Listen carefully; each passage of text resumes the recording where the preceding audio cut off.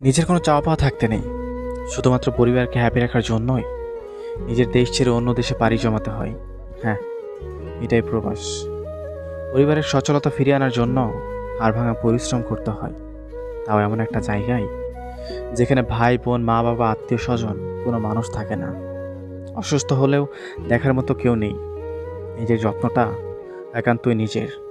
এরপরেও সময় মতো পরিবারে টাকা দিতে না পারলে কত কথাই না শুনতে হয়।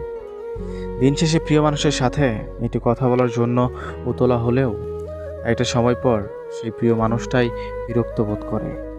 এমন অনেক মানুষ আছে যারা সময় মতো দেশে ফিরতে না পারার কারণে তার প্রিয় মানুষটিকে হারিয়েছে, অন্যের হয়ে যেতে দেখেছে। এই কষ্টগুলোও তার একান্তই নিজের, শেয়ার করার মতো কোনো মানুষ পায় না। এরপরেও মাসের শেষে তাকে বলা হবে, এই মাসে একটু বেশি করে টাকা পাঠাতে পারবি?